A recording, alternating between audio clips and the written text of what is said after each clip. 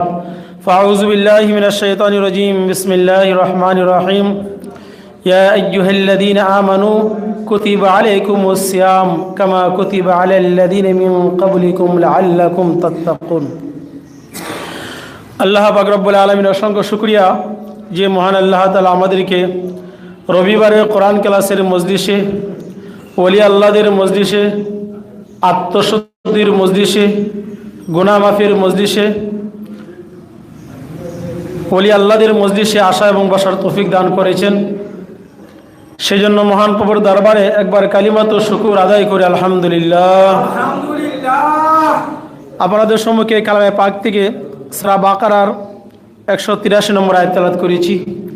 আলোচিত আয়াতকে সামনে রেখে পবিত্র মাহে রমজানের তাৎপর্য, করণীয় সম্পর্কে, রোজার প্রস্তুতি গ্রহণ করা সম্পর্কে কিছু আলোচনা করার ইচ্ছা পোষণ করেছি। ওমা তৌফিক ইল্লা বিল্লাহ। আরবি বছরের নবম মাস হলো রমজান। আরবি 12 মাসের মধ্যে রমজান মাসের গুরুত্ব ও তাৎপর্য অপরিসীম। রাসূল সাল্লাল্লাহু আলাইহি ওয়াসাল্লামের উপরে বিশ্বাস স্থাপনের পর প্রত্যেক মুসলমানের উপরে দুটি কাজ ফরজ। আল্লাহ এবং রাসূলের উপরে বিশ্বাস স্থাপন করার পরে প্রতিটি মুসলমানের উপরে দুটি কাজ ফরজ। একটি হলো রমজানের রোজা, আরেকটি হলো 5 ওয়াক্ত ফরজ নামাজ। 5 ওয়াক্ত নামাজ এবং রোজা, এই দুটি কাজ ধনী গরিব নির্বিশেষে প্রতিটি মুসলমানের উপরে ফরজ। আর যারা ধনী তাদের জন্য হলো যাকাত এবং হজ। ধনীদের জন্য নির্ধারিত হলো যাকাত এবং হজ।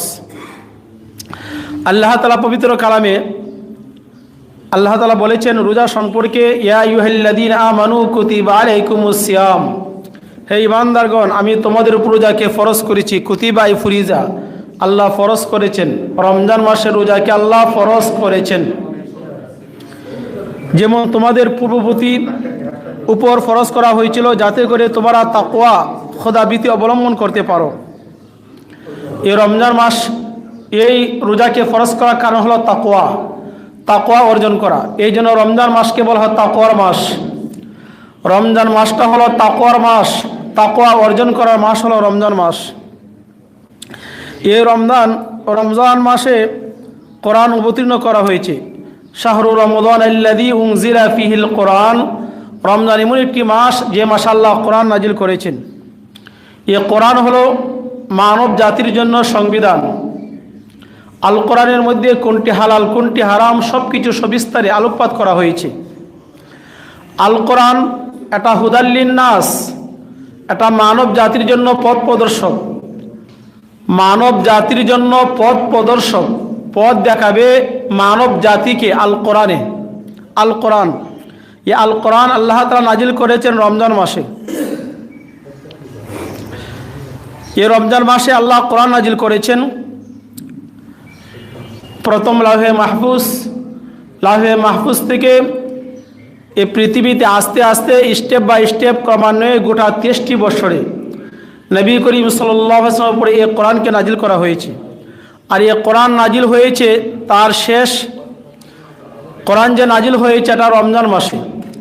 আবার রমজান মাসে নাজিল হয়েছে লাইলাতুল কদরে, ইন্না আনজালনাহু ফি লাইলাতিল কদর ওয়া মা আদরাকা মা লাইলাতুল কদর লাইলাতুল কদরি খায়রুম মিন আলফি শাহর।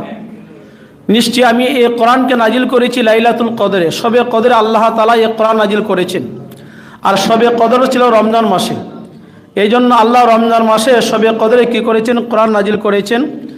যার কারণে রমজানের দাম বেড়ে গেছে, রমজানের মূল্য, তার দাম, মর্যাদা বেড়ে গিয়েছে এই কোরআন নাজিল হওয়ার কারণে রমজান মাসে।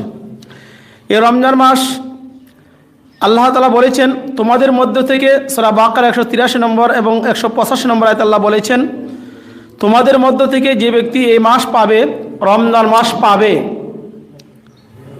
সে অবশ্যই রোজা রাখবে। আল্লাহ বলেছেন রোজা রাখার জন্য অবশ্যই ফরজ করেছি। আর তোমাদের মধ্য থেকে যখন কোনো ব্যক্তি রমজান মাস পাবে সে অবশ্যই রোজা রাখবে। আর যদি কেউ অসুস্থ হয় কিংবা সফরে থাকে তবে সে যেন অপর দিন সমূহে এই রোজার সংখ্যা পূর্ণ করে নেয়। সূরা বাকারা 185 নম্বর আয়াত। এই রমজানের রোজা রাখার কি ফজিলত, কি গুরুত্ব। এই রমজানের রোজা হযরত আবু হুরায়রা রাদিয়াল্লাহু তাআলা আনহু থেকে হাদিস উল্লেখ রয়েছে। নবী করিম সাল্লাল্লাহু আলাইহি ওয়াসাল্লাম বলেছেন, যে ব্যক্তি রমজান মাসে পূর্ণ বিশ্বাসের সাথে সওয়াবের আশা, ঈমানান ওয়া ইহতিসাবান গুফিরা লাহু মা তাকাদ্দামা মিন যামবিহি। হাদিসে উল্লেখ রয়েছে, হযরত আবু হুরায়রা রাদিয়াল্লাহু তাআলা আনহু থেকে হাদিস উল্লেখ রয়েছে। নবী করিম সাল্লাল্লাহু আলাইহি ওয়াসাল্লাম বলেছেন, যে ব্যক্তি রমজান মাসে পূর্ণ বিশ্বাসের সাথে সওয়াবের আশা রোজা রাখে, আল্লাহ পাক রব্বুল আলামিন তার পিছনের সমস্ত সগীরা গুনাহ ক্ষমা করে দিবেন। সুবহানাল্লাহ। বুখারী শরীফ প্রথম খণ্ড 269 নম্বর পৃষ্ঠা হাদিস নম্বর 1780। মেশকা শরীফ মূল কিতাব প্রথম খণ্ড 173 নম্বর পৃষ্ঠা হাদিসটি উল্লেখ আছে। হযরত সাহাল ইবনে সাদ রাদিয়াল্লাহু তাআলা আনহু থেকে হাদিস উল্লেখ রয়েছে। নবী করিম সাল্লাল্লাহু আলাইহি ওয়াসাল্লাম বলেছেন, বেহেশতের মধ্যে 8টি দরজা আছে, তার মধ্যে একটির নাম হলো রায়ান। একটি নাম হলো রায়ান।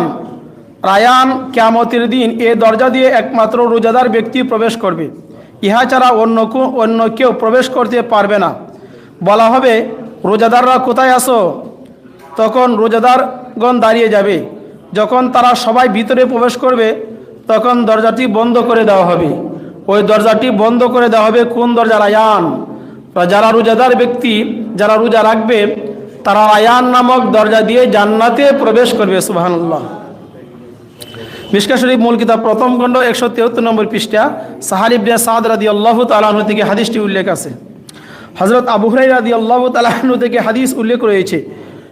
নবী করিম সাল্লাল্লাহু আলাইহি ওয়াসাল্লাম বলেছেন, যখন রমজান মাস সমাগত হয়, আমাদের অতি সন্নিকটে হলো সামনে রমজান রোজা। এই রমজান মাস যখন সমাগত হয়, তখন আসমানের দরজাগুলো উন্মুক্ত করে দেওয়া হয়। আসমানের দরজা আল্লাহ খুলে দেন এবং জাহান্নামের দরজাগুলো বন্ধ করে দেওয়া হয়। রমজান মাসে জাহান্নামের দরজা আল্লাহ বন্ধ করে দেন এবং অবাধ্য দুষ্ট শয়তানকে আবদ্ধ করে রাখা হয়। অন্য রিওয়ায়াত আছে, রমজান মাসে ব্যাপকভাবে আল্লাহ রহমতের দরজা খুলে দেওয়া হয়। এই রমজান মাসে বুখারী শরীফ প্রথম খণ্ড 269 নম্বর পৃষ্ঠা। হযরত সালমান ফারসি রাদিয়াল্লাহু তাআলা আনহু থেকে হাদিস উল্লেখ রয়েছে। রাসূল আকরাম সাল্লাল্লাহু আলাইহি ওয়াসাল্লাম বলেছেন, যে ব্যক্তি রমজান মাসে কোনো একটা নফল আদায় করলো, সে যেন রমজানের বাহির একটা ফরজ আদায় করলো। আর যে ব্যক্তি রমজান মাসে একটা ফরজ আদায় করলো, সে যেন 70টি ফরজ আদায় করলো। সুবহানাল্লাহ। একটা ফরজ আদায় করলে 70টি ফরজ আদায় করার সওয়াব, একটা নফল আদায় করলে একটা ফরজ আদায় করার সওয়াব। এই হলো রমজান মাস। রমজান শব্দের অর্থ হলো জ্বালিয়ে পুড়িয়ে দেওয়া, সারকার করে দেওয়া। রমজান মাসে যেহেতু বান্দার গুনাহসমূহ আল্লাহ তাআলা জ্বালিয়ে দেন, গুনাহসমূহ আল্লাহ তাআলা মোচন করে দেন, এই জন্য রমজানকে রমজান বলে নামকরণ করা হয়েছে। রমজান মাস এমন একটি মাস, যে মাসটি হলো যাহা প্রথম দিকে আল্লাহ রহমত, আউয়ালুহু রাহমাতুন ওয়া আওসাতুহু মাগফিরাতুন ওয়া আখিরুহু ইতকুম মিনান নার। রমজানের প্রথম 10 দিন হলো রহমত, আল্লাহ রহমত বর্ষণ হতে থাকে প্রথম 10 দিন। মধ্যের 10 দিন হলো দ্বিতীয় 10 দিন হলো মাগফিরাত, আর তৃতীয় 10 দিন হলো দুজক থেকে মুক্তি, দুজক থেকে ওয়া আখিরুহু ইতকুম মিনান নার, জাহান্নাম থেকে মুক্তি তৃতীয় 10 দিন। যে ব্যক্তি এই মাসে আপন গোলাম মজদুর হতে কাজের বোঝাকে হালকা করে দেয়, আল্লাহ পাক তাকে মাফ করে দিবেন এবং দুজকের আগুন হতে নাজাত দান করবেন। যারা গোলাম, যারা কাজের লোক আছে, এদের কাজকে হালকা করে দেওয়া। নবী করিম সাল্লাল্লাহু আলাইহি ওয়াসাল্লাম বলেছেন, রমজান মাস এমন একটি মাস, যে মাসে তোমরা 4টি আমল বেশি বেশি করে করবে। রমজান মাসে 1 নম্বর হলো কালিমায়ে শাহাদাত। কালিমায়ে শাহাদাত বেশি বেশি করে পাঠ করবে রমজান মাসে। কালিমায়ে শাহাদাত কি করবে? পাঠ করবে। 2 নম্বর হলো ইস্তেগফার পাঠ করবে। 3 নম্বর আল্লাহর কাছে জান্নাত চাইবে। 4 নম্বর হলো জাহান্নামের আগুন থেকে আল্লাহ তাআলার কাছে ক্ষমা চাইবে। হে আল্লাহ, পানা চাইবে, আল্লাহ, হে আল্লাহ আমাকে জাহান্নামের আগুন থেকে রক্ষা করো, এবং হে আল্লাহ আমাকে জান্নাত দান করো। এবং ইস্তেগফার বেশি বেশি করে পড়বেন এবং কালিমায়ে শাহাদাত পাঠ করবেন। আমরা একবার হাক্কানি দুরূদ শরীফ পড়ি। আল্লাহুম্মা সাল্লি ওয়া সাল্লিম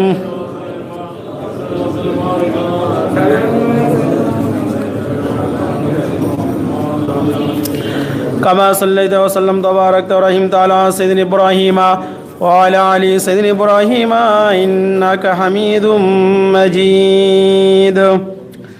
তাহলে রমজান মাস হলো প্রস্তুতির মাস, রমজান মাস হলো গুনাহ মাফের মাস। আমাদের সামনে আসছে রমজান, এই রমজানের জন্য আমাদের প্রস্তুতি গ্রহণ করতে হবে। এবং বিশেষ করে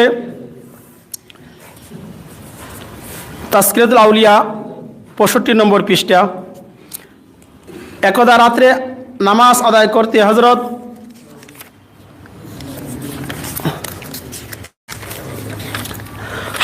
রাবিয়া বসরি রহমতুল্লাহ আলাই জীবনী আলোচনা। হজরত রাবিয়া বসরি রহমতুল্লাহ আলাই একদা রাত্রে নামাজ আদায় করতে করতে হজরত রাবিয়া হঠাৎ তিনি তন্দাবিত হয়ে পড়লেন। ঠিক সেই মুহূর্তে তার গৃহে কি চোর ঢুকে তার চাদরখানা তুলে নিয়ে বের হওয়া যাওয়ার উদ্যোগ গ্রহণ করলো, কিন্তু সে ঘরের দরজা খুঁজে পেল না। বহুক্ষণ ধরে ঘোরাফেরা করেও সে গৃহ হতে বের হতে পারল না। এমনই সময় গৃহের এক কোণ থেকে এক অদৃশ্য আওয়াজ হলো, হে ওরে হতভাগা, তুই কার গৃহে চুরি করতে ঢুকিসিস? এর মালিক গত বছর ধরে আমাকেই প্রহরীর কাজে নিয়োজিত করে রেখেছে। গৃহের মালিক যদিও নিদ্রা অচেতন রয়েছে, কিন্তু তার প্রহরী জাগ্রত থেকে পহরার কাজ করে যাচ্ছে। কাজে সে এই গৃহ থেকে তোর কিছু চুরি করা সম্ভব হবে না। একথা শুনে চোরের হাত হতে চাদরখানা যথাস্থানে রেখে দিল। অমনি সে গৃহের দরজা সন্ধান পেল এবং নীরবে ঘর থেকে বের হলো। এটা হলো হজরত রাবিয়া বসরি রহমতুল্লাহ আলাইহের একটা কারামত। এমনইভাবে রাবিয়া বসরি রহমতুল্লাহ আরেকটি ঘটনা উল্লেখ করা হয়েছে।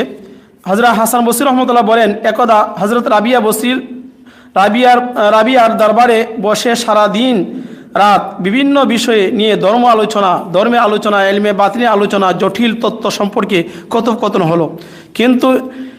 কিন্তু এ সময়ের মধ্যে একটি মুহূর্ত মনে হয়নি যে আমি একজন পুরুষ, আর তার এরূপ মনে হয়নি যে সে একজন মহিলা। কথোপকথনের পর যখন তার থেকে বিদায় হলো, তখন আমি নিজেকে অতি হীন মনে করলাম এবং তাকে মনে হতে লাগলো যে সে একজন কাটি বিশিষ্ট তাপস। আরেকদিন রাত্রিবেলা হজরত হাসান বসরি রহমতুল্লাহ আলাই তার কতিপয় সহচর সহ আলাপ আলোচনা করার উদ্দেশ্যে হজরত রাবিয়ার রহমতুল্লাহ আলাই গৃহে তাশরিফ আনলেন। রাবিয়ার গৃহে বাতির ব্যবস্থা ছিল না। হজরত রাবিয়া রহমতুল্লাহ আলাই জানতেন হাসান রহমতুল্লাহ আলার আলো দরকার তাই তিনি তার একটি আঙ্গুলে দম করলেন। তখন ওই আঙ্গুলে রসন হয়ে গৃহের প্রদীপের কাজ হয়ে গেল। সুবহানাল্লাহ। এটা ওলি আল্লাহদের কারামত। আল আউলিয়া কারামত হাক্কুন। ওলি আল্লাহদের কারামত কি সত্য। এ সমস্ত ঘটনা ওলি আল্লাহদের মাধ্যমে ঘটে থাকে। এই আশ্চর্যজনক ঘটনা দেখে হাসান বসরি রহমতুল্লাহ আলাই তার সহচরদেরকে বললেন, এটা কি করে সম্ভব হলো? আঙ্গুল থেকে বাতি আলু দেখা দিল, এটা কি করে সম্ভব? তখন রাবিয়া রহমতুল্লাহ আলাই কিছু বলার পূর্বেই হাসান বসরি রহমতুল্লাহ বলে উঠলেন, শোনো, যিনি হজরত রসুল আকরাম সাল্লাল্লাহু আলাইহি ওয়াসাল্লামের প্রকৃত তাবেদার, তার পক্ষে এসব কাজ তো তেমন কিছু নয়। নবী রসুলদের দ্বারা মুআজিজা প্রকাশ পেত। যারা নবী রসুল তারা মুআজিজা দেখাইতে পারতেন। নবী রসুলদের কাছ তো আসতো ওহী। বর্তমানে যুগটা হলো বেলায়েতের যুগ, ওলি আল্লাহদের যুগ। ওলি আল্লাহদের কাছে আসে আলহাম, ওলি আল্লাহরা কাশফের মাধ্যমে অনেক কিছু বলতে পারেন। ওলি আল্লাহরা কারামতি দেখাতে পারেন। ওলি আল্লাহরা দেখাতে পারেন। এটা ওলি আল্লাহদের কারামত। আল্লাহর আউলিয়াদের কারামত প্রদর্শিত হওয়া এটা অবাক হওয়ার কিছু নয়। হ্যাঁ, ওলি আল্লাহদের কারামত রয়েছে। তদরূপভাবে এই যে এখানে আঙ্গুল থেকে যে প্রদীপ আলু প্রজ্বলিত হলো, এটা হজরত রাবিয়া বসরি রহমতুল্লাহ আলাইহির কারামত, ওলি আল্লাহদের কারামত, এটা সত্য।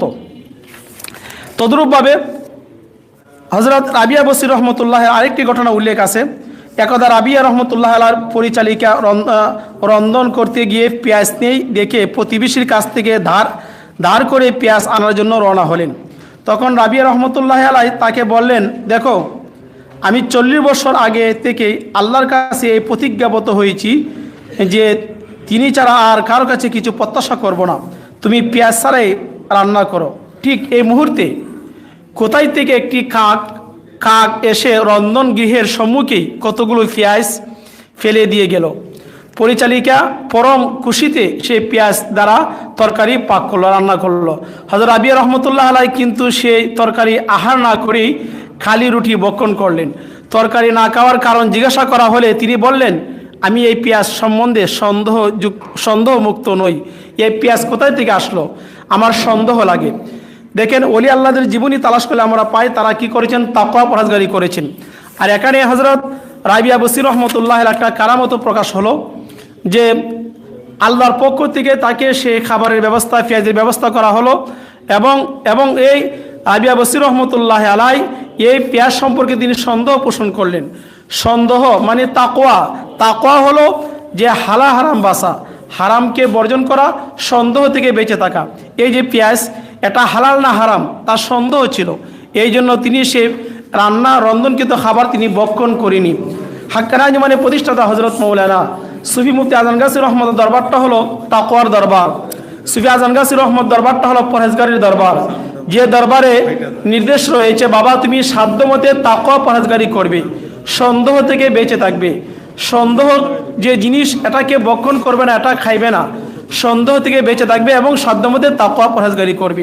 ওলি আল্লাহদের জীবনী দ্বারা আমরা সেটাই পেয়েছি যে সন্দেহ থেকে বেঁচে থাকতে হবে। এবং ওলি আল্লাহদের কারামত কি সত্য, ওলি আল্লাহরা কারামতি দেখাতে পারেন। সামনে আমাদের আসছে রমজানের জন্য আমাদের প্রস্তুতি গ্রহণ করা দরকার। বিশেষ করে দরবার থেকে, হাক্কানি আঞ্জুমান দরবার থেকে যে হুকুম আছে রমজানের ফরজ রোজার আগে 2-3টি নফল রোজা রাখা, প্রস্তুতির রোজা।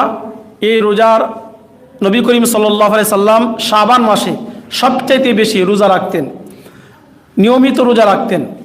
যারা নিয়মিত রোজা রাখেন বা আপনারা যারা নফল রোজা, যেহেতু দরবার থেকে হুকুম আছে, হাক্কানি আঞ্জুমান দরবার থেকে হুকুম আছে, এই 2-3টি নফল রোজা রাখার চেষ্টা করবেন। আল্লাহ পাক রব্বুল আলামিন আমাদের সকলকে 5 ওয়াক্ত নামাজ বিনা কাজা, নামাজের পরে কোরআনী ওজিফা, ওলি আল্লাহদের জীবনী থেকে শিক্ষা অর্জন করার, রমজানের প্রস্তুতি গ্রহণ করার, রমজানের রোজাগুলো সঠিকভাবে রাখার এবং দরবারের নির্দেশনা পালন করার আল্লাহ পাক আমাদেরকে তৌফিক দান করুক, আমিন।